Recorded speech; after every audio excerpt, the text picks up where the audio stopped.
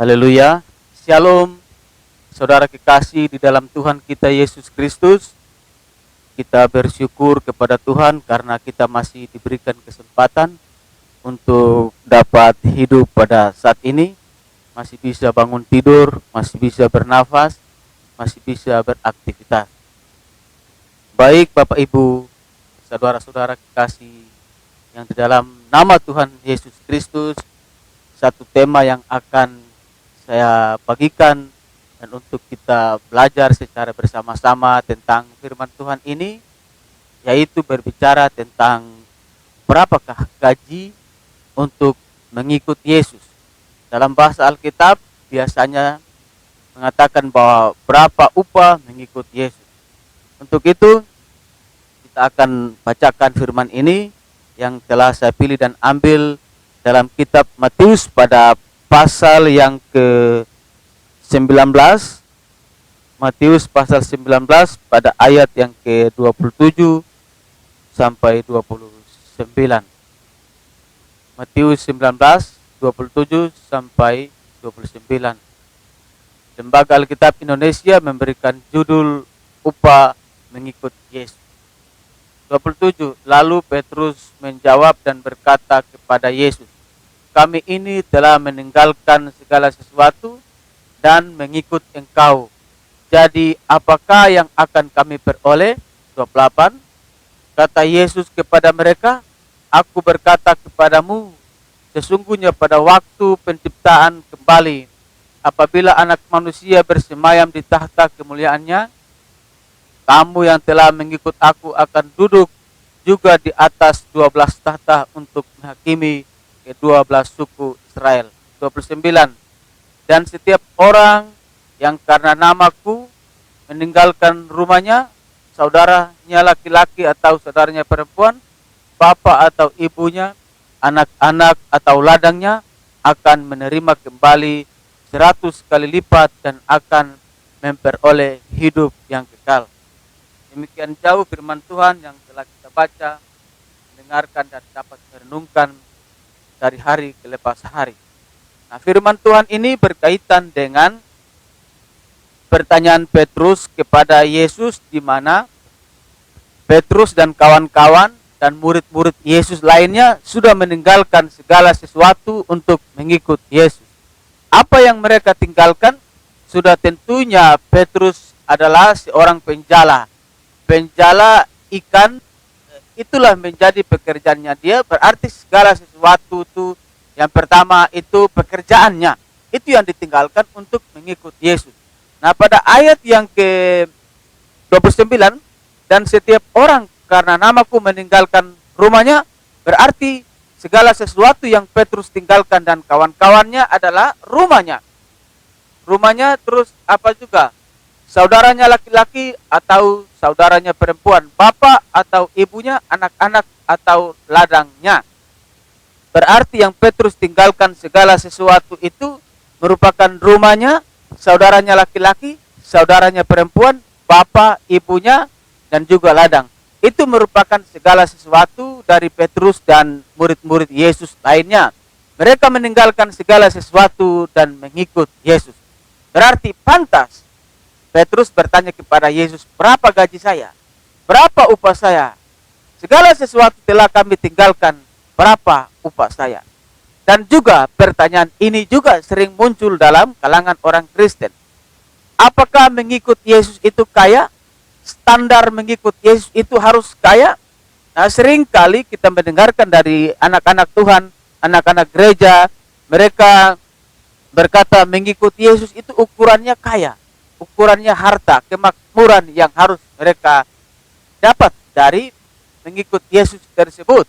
Nah, ini yang harus kita cari tahu. Kita belajar firman secara baik-baik supaya kita tidak salah. Dan banyak orang ketika mengikut Yesus tidak mendapat apa-apa, nah dia murtad. Karena yang diharapkan itu kekayaan. Nah, sering orang Kristen yang kita sering melihat bahwa mendengarkan di ajaran-ajarannya bahwa mengikut Yesus itu kaya.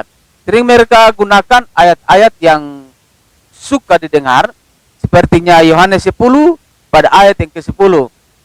Yesus berkata, "Aku datang supaya mereka mempunyai hidup dan mempunyainya dalam segala kelimpahan.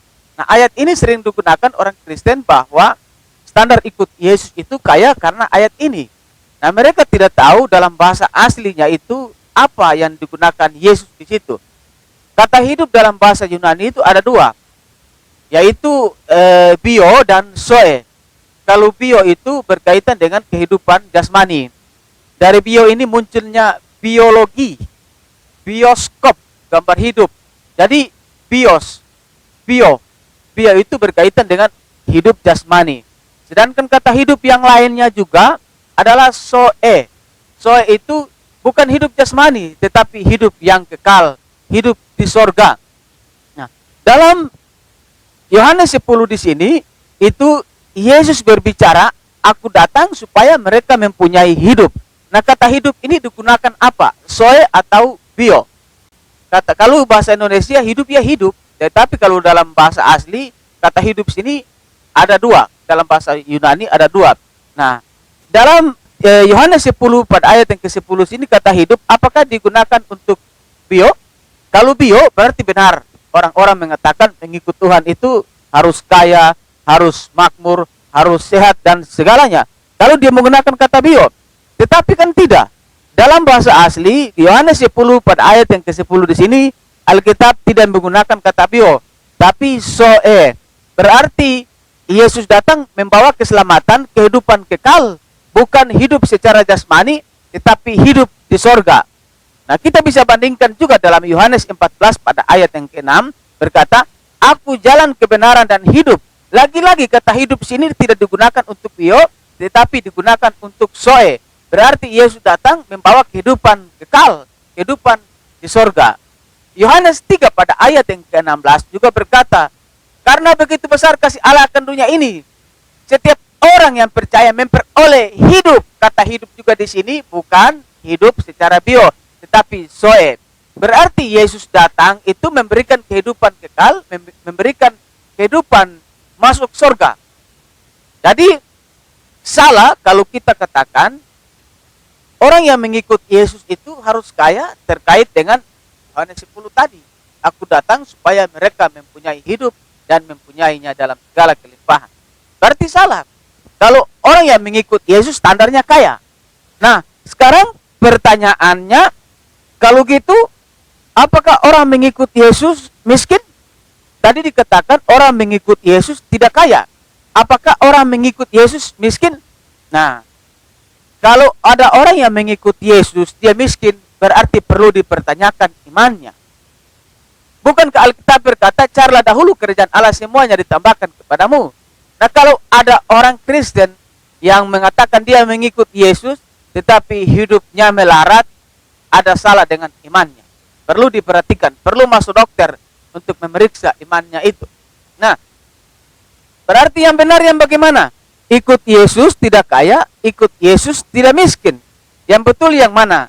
Mengikut Yesus bukan kaya, mengikut Yesus pula bukan miskin. Wah, terus yang benar yang mana? Mengikut Yesus yang benar adalah cukup. 1 Timotius 6 pada ayat yang ke-8 berkata, asal ada makanan dan pakaian cukup. Doa Bapa kami dalam Matius 6 pada ayat yang ke-11 berkata, berikanlah kami pada hari ini makanan kami yang kaya apa? Yang secukupnya. Mazmur 23 pada ayat yang pertama berkata begini, Tuhan adalah gembalaku, takkan kekurangan aku. Takkan kekurangan aku sama saja dengan cukup. Berarti orang yang mengikut Yesus itu standarnya bukan kaya, bukan pula miskin, tapi cukup. Kalau memang orang-orang yang mengikut Yesus itu kaya, coba kita cari tahu. Mari kita selidiki, jangan asal ngomong. Kita selidiki orang-orang pada zaman itu mengikut Yesus, apakah mereka kaya? Sehingga tahun 2020 ini muncullah pemahaman-pemahaman, bahkan sebelum tahun 2020, mengatakan orang yang mengikut Yesus itu kaya, tidak bertanggung jawab memberitakan firman. Kita bisa melihat bahwa apakah orang-orang pada saat itu yang mengikut Yesus itu kaya? Mari kita melihat dalam Kisah Para Rasul 3 pada ayat yang ke-6. Itu Petrus, orang yang mengikut Yesus langsung. Petrus dan Yohanes, orang yang mengikut Yesus langsung menjadi murid Yesus, bukan seperti kita pada saat ini. Apakah dia kaya? Nah, ketika di Kisah Para Rasul 3 pada ayat yang ke-6, di situ kita melihat bahwa ada orang miskin lumpuh. Itu dia mengharapkan sesuatu untuk sesuap nasi. Nah, ketika bertemu dengan Petrus dan Yohanes, dia menatap Petrus dan Yohanes dan mengharapkan sesuatu, sesuap nasi. Tapi apa jawaban Petrus kepada orang miskin ini? Emas dan perak tidak ada padaku. Loh, bukankah Petrus itu pengikut Yesus?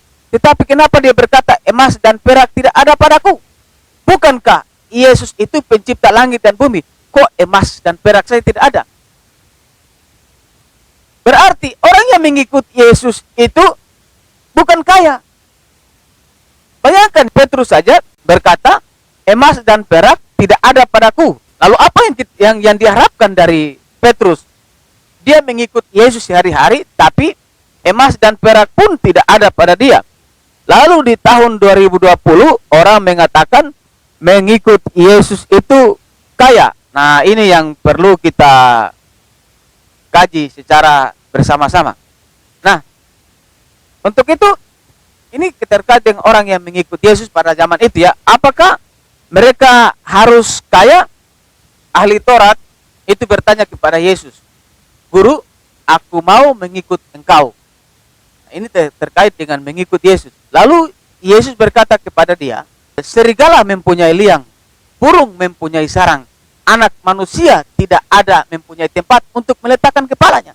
Bantal saja tidak ada kepada Yesus. Masakan engkau mengharapkan kaya dari Yesus?" Ada yang salah ini. Kalau orang mengatakan mengikut Yesus kaya. Tadi saya katakan cukup. Terus ada murid Yesus yang lain berkata kepada Yesus, "Guru, aku mau mengikut engkau, tapi izinkanlah dulu aku menguburkan orang tuaku."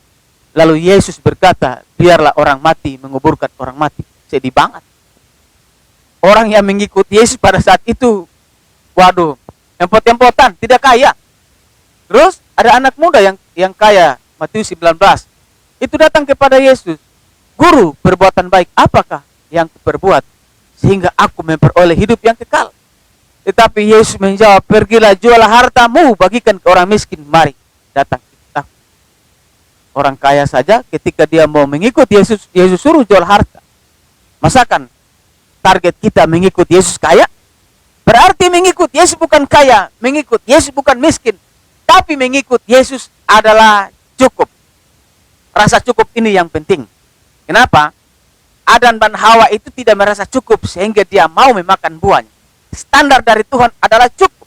Orang Israel ketika di padang gurun itu mereka tidak pernah kelaparan. Mereka selalu dicukupkan dengan apa yang Tuhan berikan kepada mereka. Dan ketika makanan mana yang Tuhan kasih kepada mereka, ketika mereka mau simpan, mau hidup secara berkelebihan, maka makanan yang mereka simpan itu menjadi ulat.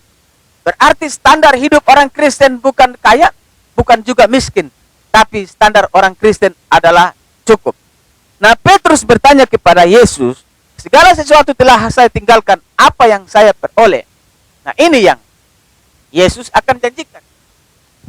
Mengikut Yesus itu tidak kaya, mengikut Yesus tidak miskin, tetapi ada janji Yesus kepada Petrus dan kawan-kawan, ini merupakan gaji.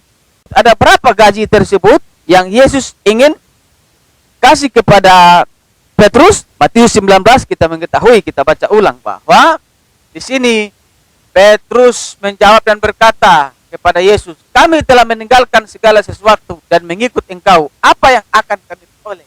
Ada 3 janji Yesus kepada Petrus dan kawan-kawan untuk mendapat gaji ketika dia mengikut Yesus. Yesus menjawab begini. Kata Yesus kepada mereka, "Aku berkata kepadamu, sesungguhnya pada waktu penciptaan kembali, apabila anak manusia bersemayam di tahta kemuliaannya, kamu yang telah mengikut aku akan duduk juga di atas 12 tahta untuk menghakimi ke-12 suku Israel." Berarti gaji pertama adalah kalau orang yang mengikut presiden itu kan ada upah. Orang yang menjadi tim sukses biasanya ada upah. Upah itu kemungkinan kadang-kala menteri dan sebagainya itu upah. Atau PNS, orang yang mengikut tim sukses, calon bupati dan lain-lain sebagainya itu biasanya dikasih hadiah PNS. pegawai negeri sipil. Tetapi orang yang mengikut Yesus juga PNS, dapat PNS, pegawai negeri sorgawi. Nah, orang yang mengikut Yesus akan mendapat upah. Upah yang pertama, dia akan memerintah bersama Yesus di sorga. Waduh, kalau di dunia ini saudara tidak jadi PNS, tidak usah khawatir. Karena di sorga ketika engkau mengikut Yesus, engkau juga akan menjadi PNS. Apa itu PNS? Bukan pegawai negeri sipil, tetapi pegawai negeri surgawi. Karena kita memerintah bersama Yesus. Berarti kalau Yesus jadi raja, kita menjadi menteri. Jadi tidak usah khawatir. Itu hal yang paling yang luar biasa. Kita akan mendapat upah. Tidak perlu khawatir. Karena ketika di dunia mengikut Yesus, tidak kaya, tidak miskin, yang adalah kita mendapatkan keuntungan, yaitu memerintah bersama Yesus di sorga. Nah, apa upah selanjutnya dalam ayat yang ke-29? Dan setiap orang karena namaku meninggalkan rumahnya, saudaranya laki-laki, saudaranya perempuan, atau ibunya, atau ladangnya, akan menerima kembali 100 kali lipat. Jadi segala sesuatu yang telah kita tinggalkan, kita akan menerima kembali 100 kali lipat. Wah, kalau kita tinggalkan rumah, kita akan menerima 100 rumah. Kalau kita tinggalkan orang tua, kita akan menerima 100 orang tua. Bagaimana kalau kita tinggalkan istri? Apakah kita terima 100 istri? Wow, 72 bidadari kalah dong. Nah, apa yang dimaksud dengan hal ini? Yang dimaksud adalah sukacita di sorga, kita akan menerima kembali 100 kali lipat. Saya kasih contoh. Satu ketika Presiden Jokowi mengajak kita jalan-jalan ke luar negeri. Wow, sukacita. Luar biasa sukacita. Sukacita yang luar biasa. Tetapi karena ada berhubungan pelayanan, saya tidak mau ikut. Saya mengambil keputusan saya tidak akan ikut dalam tamasya tersebut, jalan-jalan. Nah, sukacita saya tidak mendapatkan dengan Bapak Jokowi. Tetapi Alkitab berkata, segala sesuatu yang kamu tinggalkan akan menerima kembali 100 kali lipat. Berarti sukacita yang saya tidak dapat tadi bersama Bapak Jokowi untuk jalan-jalan, saya akan mendapatkan 100 kali lipat di sorga. Dan yang ketiga, upah yang ketiga adalah memperoleh hidup yang kekal. Tidak ada ratap tangis, tidak ada tangisan di sana, air mata dihapuskan. Kita akan memperoleh hidup yang kekal dan bersama Yesus memerintah di sorga. Baiklah, biarlah firman Tuhan ini melandasi hidup kita, bahwa kita tahu bahwa mengikut Yesus itu tidak kaya, mengikut Yesus pula tidak miskin, tapi mengikut Yesus adalah diberikan kecukupan. Dan juga kita memperoleh hidup yang kekal di sorga abadi. Haleluya, Tuhan Yesus memberkati.